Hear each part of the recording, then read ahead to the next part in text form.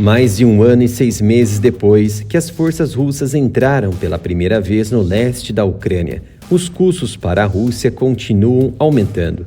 De acordo com análise de inteligência e histórico do Ocidente, a taxa de mortalidade de soldados russos é a mais alta desde os primeiros dias da guerra.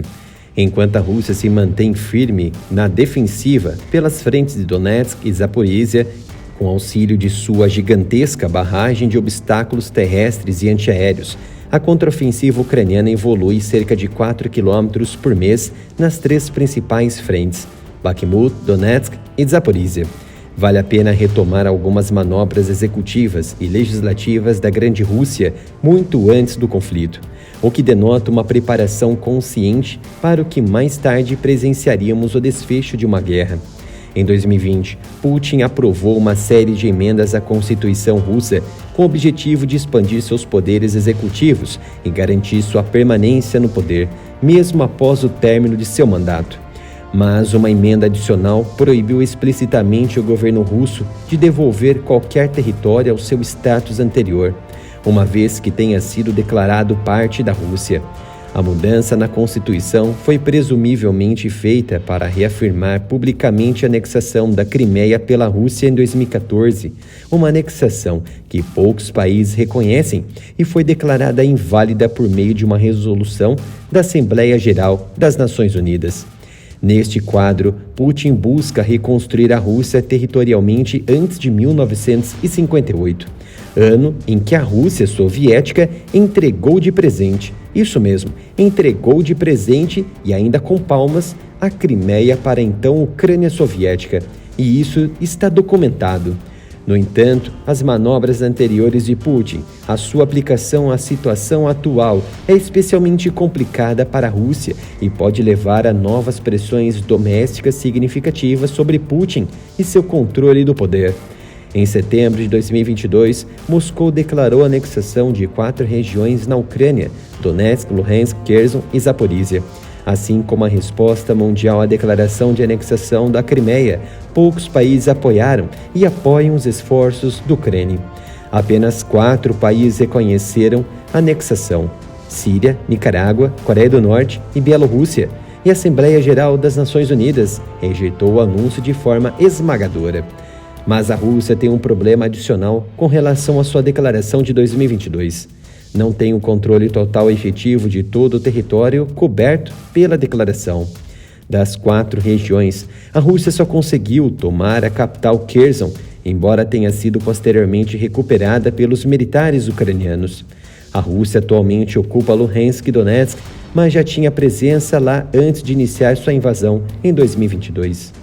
Usando a manobra constitucional de 2020 e de setembro de 2022, a Rússia busca o controle de todas as áreas anexadas na Ucrânia, e com base na última manifestação do porta-voz de Putin, o Kremlin quer apenas o controle dos territórios constitucionais, e nada mais, como se isso justificasse tal atitude. Em entrevista à edição americana do New York Times, Dmitry Peskov, porta-voz e chefe do serviço de imprensa do presidente da Rússia, quando questionado por um jornalista se a Rússia planeja anexar territórios adicionais que estão atualmente sob o controle de Kiev, respondeu que a Rússia quer controlar todos os territórios pertencentes a ela, de acordo com a Constituição atual, e não planeja adicionar outras regiões. Não, disse ele quando perguntado se a Rússia deseja adicionar mais territórios ucranianos. Para ele, nós só queremos controlar todas as terras que agora escrevemos em nossa Constituição como nossas. O tempo verbal escrevemos é revelador, evidencia que eles mesmos mudaram a história e o território da Ucrânia sem o consentimento do parlamento e da sociedade ucraniana como um todo. Mas e o referendo realizado antes da anexação? Venha visitar a nossa loja Área Militar. Temos novidades com camisetas e diversas estampas, cores, canecas, botões, tudo por um preço justo. Acesse umapenca.com/área militar ou pelo link fixado nos comentários e na descrição desse vídeo. Os referendos de adesão à Rússia foram realizados nas repúblicas populares de Donetsk, Luhansk, bem como nas regiões de Zaporizhia e Kherson, de 23 a 27 de setembro do ano passado, e a agência estatal TASS afirmou na época que a esmagadora maioria dos residentes apoiou o movimento. No entanto, para muitos juristas locais e até mesmo russos, os referendos não foram legítimos pela forte presença russa coercitivamente, dando poucas opções aos povos locais, como também reprimiu qualquer participação de entidades estrangeiras e ucranianas para fiscalizar a atividade eleitoral. Peskov também acrescentou que, no entanto, não há motivos para se chegar a um acordo de paz com Kiev para resolver o conflito armado. A operação especial na Ucrânia continuará no futuro próximo. Em relação ao referendo passado das áreas anexadas, como resultado do plebiscito, a esmagadora maioria da população dessas regiões, segundo a Rússia, se pronunciou a favor dessa medida. Já alguns dias após os referendos, em 30 de setembro de 2022, o líder russo Putin e os chefes das regiões separatistas assinaram acordos segundo os quais os territórios passaram a fazer parte da Federação Russa. Em 4 de outubro, a ratificação dos acordos sobre a admissão das regiões de Luhansk, Donetsk, Zaporizhzhia e Kherson à Rússia foi legalmente fixada.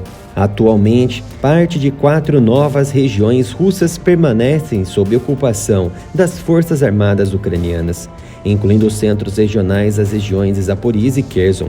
A Rússia tem a maior parte do controle sobre Luhansk ao nordeste, mais de 96%. Outro fator que esse domínio no Nordeste permanecerá, além dos obstáculos levantados, de acordo com a própria inteligência ucraniana. A Rússia construiu uma força de 100 mil soldados para atacar o setor norte de Donetsk e leste de Kharkiv, enquanto a contraofensiva ucraniana permanece avançando no sul.